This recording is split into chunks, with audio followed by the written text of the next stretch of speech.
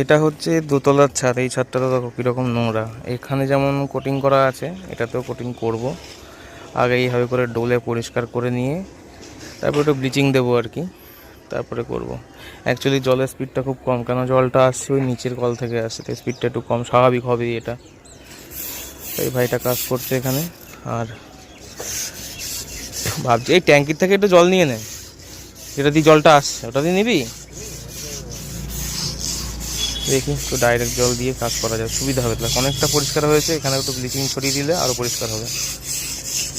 দেখো তোমরা কতটা নোংরা ছিল, তাও এখনও পুরোপুরি যায়নি। জল দিয়ে জাস্ট এমনি ডলা হচ্ছে, আর এই অবস্থা আর কি। তো এটা না করলে ওই কোটিনটা দেওয়া যাবে না।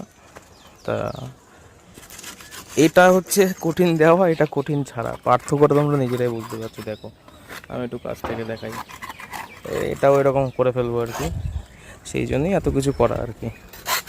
উপরের ছাদটাও ব্লিচিং দিয়ে ঠিক করা হয়েছে, পরিষ্কার করা, এখন এটাও চলছে। উপরের ছাদটাও করে এসেছে আমরা পরিষ্কার ব্লিচিং দিয়ে, এখন এটা ফাইনাল হচ্ছে আর কি। জল দিয়ে ব্লিচিং দিয়ে পরিষ্কার করা হচ্ছে। এই যে ব্লিচিং দেওয়া হয়েছে, ভাই করে দিচ্ছে।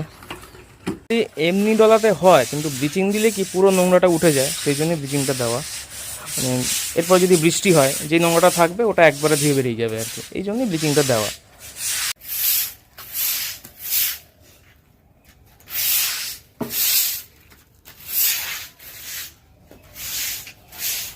হাত পরিষ্কার করার পরে নিচে চলে গেছিলাম, তা ব্লিচিং মাখিয়েই গেছিলাম এখানে।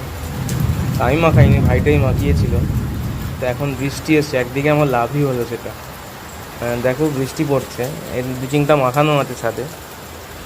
এই যে এই এরিয়ার নোংরাটা, এটা কিন্তু সব ধুয়ে চলে যাবে একেবারে, মানে এটা সুবিধাই হলো একদিকে। আর ভিডিও বড় করছি না, দ্বিতীয় বড় ভিডিও এই পর্যন্তই। আর যেদিন রং করবো সেই নেওয়ার ভিডিও দেখাবো, ছাদের রং করার ভিডিও। আর একটা জিনিস বলে, ছাদের কিন্তু বেশিরভাগ গাছপালা এদিকে সব নিয়ে চলে এসেছে এই সাইডে, ওখানে শুধু পেয়ারা গাছগুলো রয়েছে, সব গাছ এখানে আছে।